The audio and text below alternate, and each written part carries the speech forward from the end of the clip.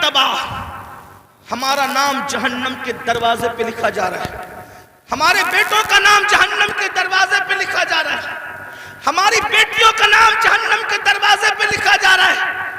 نیند کیسے آتی ہے آرام کی؟ نیند کیسے آتی ہے؟ ہنستا ہے مسلمان۔ یہ مولانا لوگ کا تو کام ہی ہے۔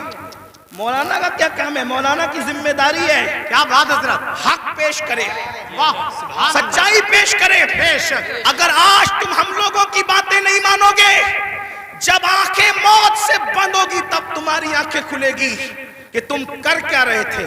اس وقت روگے، اس وقت روگے۔ حدیث پاک ہے مردے پہ زندہ جو روتے ہیں اس سے زیادہ مردہ روتا ہے۔ اس وقت مردہ روتا ہے، ہائے مجھے دنیا نے دھوکہ دیا، مجھے دنیا کے مال نے دھوکہ دیا، مجھے دنیا کے منال نے دھوکہ دیا۔ مگر اس وقت کا رونا کام نہیں آتا، فرشتے اس کو طنز کرتے ہیں ظالم۔ جب تجھے پکار پکار کر کہنے والے نصیحت کرتے تھے ہوش میں آ جا، سدھر جا، سنور جا، اس وقت تو نہیں سدھرتا تھا۔ ابھی تو گھمنڈ تھا مال پر، ابھی تو گھمنڈ تھا آل پر، ابھی تو گھمنڈ تھا لمبی کاروں پر۔ قرآن کہتا ہے لا تنس نصیبک من الدنیا، قرآن کہہ رہا ہے او مال و منال پر گھمنڈ اور غرور کر کے اللہ کو بھولنے والوں، دنیا سے اپنے نصیب کا مت بھولو، سوائے کفن کے اس دنیا سے تم کچھ ساتھ نہیں لے کر جاؤ گے۔ کیا بات ہے، بے شک۔ کفن بھی کفن، کفن بھی جسم پر اسی وقت رہے گا، اللہ راضی ہے تو، ورنہ وہ کفن بھی جہنم کی چادروں میں سے ایک چادر بن جائے گا، آگ کی چادروں میں سے ایک چادر بن جائے گا۔ دنیا کو دیکھتے دیکھتے تم کیوں آوارگی کر رہے ہو؟ ان کے یہاں مرنے کے بعد اٹھنے کا کوئی تصور نہیں ہے۔ جو قوم آوارگی کرتی ہے وہ سوچتے ہیں مرنے کے بعد ہمیں آگ میں ڈال دیا گیا، قصہ ختم ہو گیا۔ ہمارے یہاں قصہ ختم نہیں ہوتا، پیدائش سے قصہ شروع نہیں ہوتا، موت پہ قصہ ختم نہیں ہوتا۔ بلکہ ایک بات کہوں، ہمارے مذہب میں جو اللہ رسول کا وفادار بن جائے اس کے لیے دنیا جتنی خوبصورت ہے اس سے زیادہ خوبصورت اس کی قبر ہے، اور اس سے زیادہ خوبصورت میدان محشر ہے، اور اس سے زیادہ خوبصورت اس کی آخرت ہے۔ وجہ یہ ہے کہ دنیا میں اتنا لمبا سفر کرو تو صرف گنبد نظر آتا ہے، اور قبر میں جاؤ تو گنبد والے محمد الرسول اللہ کا جلوہ نظر آتا ہے۔ نعرہ تکبیر، نعرہ رسالت، نعرہ حیدری، فیضان غوث اعظم، مسلک اعلی حضرت، زندہ باد زندہ باد۔ اس لیے میں اپنے جوانوں سے کہتا ہوں کہ حج کو جانے سے جتنی خوشی ہوتی ہے اس سے زیادہ خوشی مر جانے میں ہونا چاہیے، کہ حج کو جانے پہ کعبہ نظر آتا ہے، مر جانے پہ کعبے کا کعبہ نظر آتا ہے۔ ارے زندہ باد زندہ باد۔ میرے امام کہتے ہیں قبر میں لہرائیں گے تا حشر چشم نور کے، جلوہ فرما ہوگی جب طلعت رسول اللہ۔ کیا مقام ہے قبر کا، لیکن کس کے لیے؟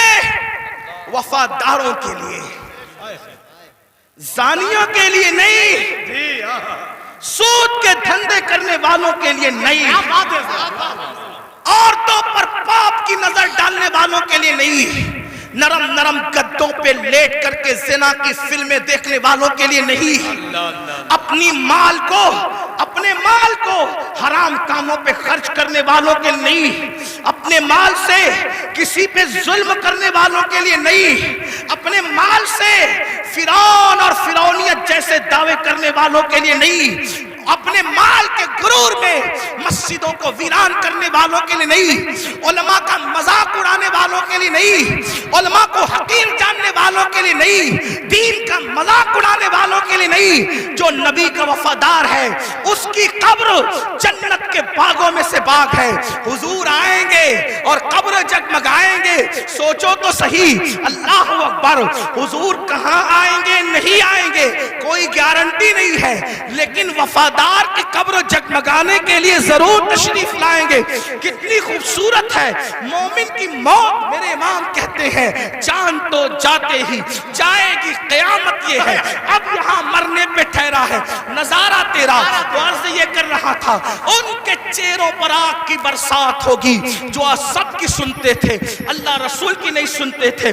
بتاؤ مسجدیں آباد کرنے کا حکم کس کا ہے؟ اللہ اس کے رسول کا حکم ہے. سود سے حرام سے بچنے کا حکم کس کا ہے؟ اللہ رسول کا ہے. آج سود کتنی تیزی سے بڑھ رہا ہے, بیاج کتنی تیزی سے مسلمانوں میں بڑھ رہا ہے. بڑی معذرت کے ساتھ اتنا لے لو اتنا بھرتے رہو, اتنا لے لو اتنا ہفتے دیتے رہو. مسلمانوں یاد رکھنا مال ہی سب کچھ ہے, دولت ہی سب کچھ ہے. سوچو تو صحیح, حلال کمانے والے دنیا سے گئے, ساتھ میں کیا لے کر گئے؟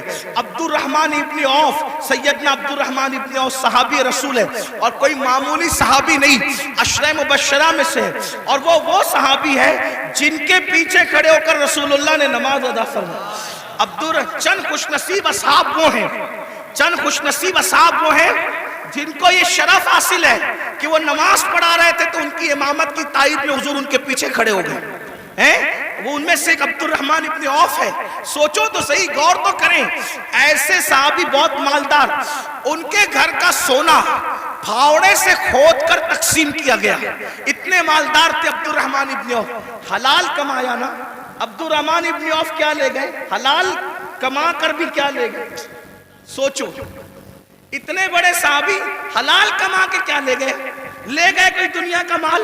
تو جو حلال کمائے وہ ساتھ نہیں لے جاتا, تو جو تم حرام کما رہے ہو کیا ساتھ لے جاؤ گے؟ اور سوچتے ہو کہ حرام سے اپنے بچوں کو جو پال رہے ہو, یہ حرام کھانے والے تمہارے بچے جن کا گوشت تو حرام سے بن رہا ہے, خون حرام سے بن رہا ہے, یہ تمہارے وفادار رہیں گے؟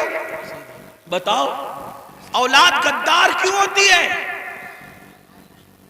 آج بڑی سے بڑی اسکول میں پڑھا رہے ہو پھر بھی اولاد غدار ہے. بڑے بڑے شہروں میں بڑے بڑے کالجز میں بیٹھتے ہو پھر بھی اولاد غدار ہے. کیوں؟ اس لیے کہ تعلیم تو اچھی ہے لیکن جو حرام کا خون اور حرام کا گوشت ہے وہ وفادار بننے نہیں دیتا کسی کو. پہلے اتنی بڑی بڑی اسکولیں نہیں تھی, اتنے بڑے بڑے کالجز نہیں تھے, لیکن اولاد ماں باپ کی وفادار ہوتی تھی, ملک و ملت کی وفادار ہوتی تھی. بھائی اولاد کی وفاداری غذا کی بنیاد پہ ہوتی ہے, کالجز اور عمارتوں کی بنیاد پہ نہیں ہوتی. کالجز اور عمارتوں کی بنیاد پہ نہیں ہوتی. ایک واقعہ سنیں, بہنیں بھی موجود ہیں ان کی توجہ چاہتا ہوں. آپ نے سن رکھا ہوگا حضرت ٹیپو سلطان, جی بڑا مشہور نام ہے ہندوستان میں, یہی تو اپنی پہچان ہے. ہم جیسے بہادر, ہمارے جیسا کوئی بہادر نہیں. وجہ جن کی عقلوں پہ پتھر, جن کے مذہب میں پتھر, جن کے عقیدے میں پتھر, وہ کیا بہادر ہو سکتے ہیں؟ بہادر تو وہ قوم ہے جس کے پاس قرآن ہے, جس کے پاس زندہ رحمان کا عقیدہ, جس کے پاس, ارے ہم سے زیادہ بہادر بھی کوئی ہوا ہے؟ ہمارا نبی اتنا طاقتور ہے کہ زمین پہ کھڑے رہ کر اشارہ کرے تو چاند ٹکڑے ہو جائیں. بڑے سے بڑا بہادر کاغذ کو اشارے سے ٹکڑے نہیں کر سکا. اشارے سے تو کاغذ بھی ٹکڑے نہیں ہوتا. اپنے نبی کی طاقت کا اندازہ لگاؤ, ان کے اشارے سے چاند ٹکڑے ہو گیا.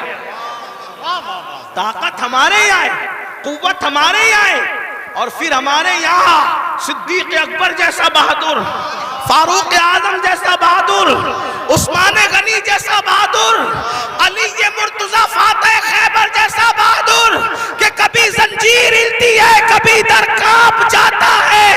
علی کا نام سن کر اب بھی خیبر سبحان اللہ, زندہ باد. صلاح الدین ایوبی جیسا بہادر ہمارے اندر ہے, طارق بن زیاد جیسا بہادر ہمارے اندر ہے, نور الدین زنگی جیسا بہادر ہمارے اندر ہے. یہ بہادروں کی ایک فہرست ہے ہمارے پاس. تو ٹیپو سلطان بھی بڑا بہادر. جب تک سلطان زندہ تھے انگریزوں کی ہمت نہیں ہوئی کہ کہہ سکے کہ بھارت ہندوستان ہمارا ہے. جب سلطان کی شہادت ہوئی تب ان کو ہمت ہوئی کہ آج سے ہندوستان ہمارا ہے. آپ کیا سمجھتے ہیں؟ یہ بات بھی بتا دوں, بہادری کب آتی ہے؟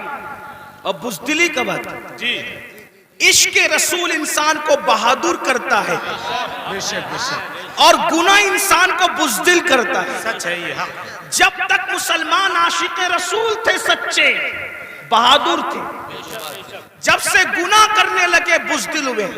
اب سائے سے بھی ڈرتے ہیں, چھپکلی سے بھی ڈرتے ہیں, کتوں سے بھی ڈرتے ہیں. اسی لیے تو کتے تمہیں ڈرا رہے ہیں.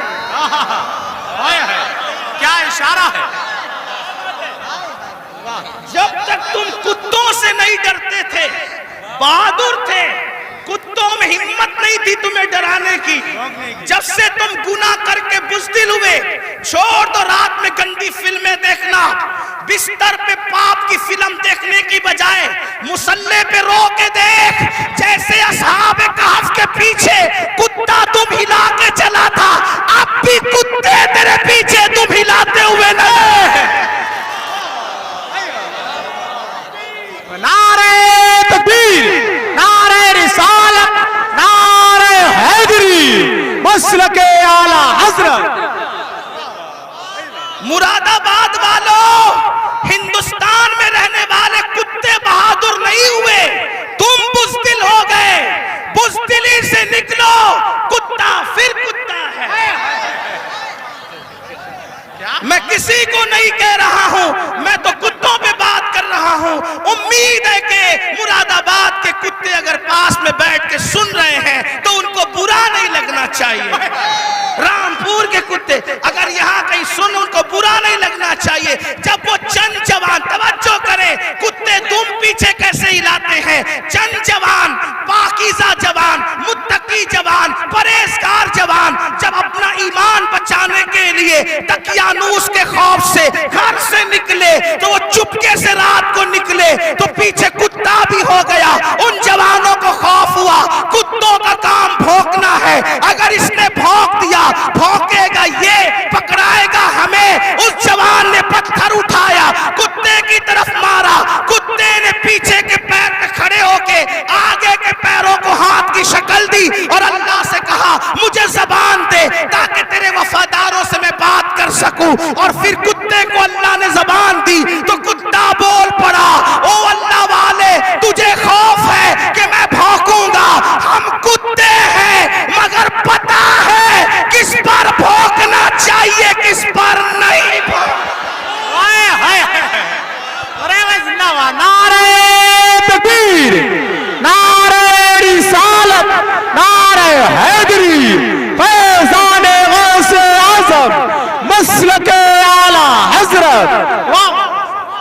اور یہ بات میں کسی کو طنز نہیں کر رہا ہوں, ہمارے قرآن میں لکھا ہے. اور پھر وہ کتا وفادار بن کے دھوم ملا کے پیچھے پیچھے چلا, لیکن کتا تھا, کتوں کی برادری کا تھا, مگر مسلمان کا وفادار کیا ہوا, خدا نے اس کے لیے بھی جنت کا اعلان کر. پتا چلا تو کتنا قیمتی ہے مسلمان. تو اللہ کا وفادار بن, کتے تیرے وفادار. یعنی اگر تو گناہ چھوڑ دے کتے تجھ پہ بھونکیں گے بھی نہیں. کیا بات ہے, کیا بات ہے. کتے نہیں بھونکیں گے تجھ پہ اگر تو سارا مسئلہ گناہ کا ہے. ہنسنے کی بات نہیں, گناہ چھوڑو پھر دیکھو زمین تمہاری فرما بردار ہوگی. بات دور نکل گئی, عرض کر رہا تھا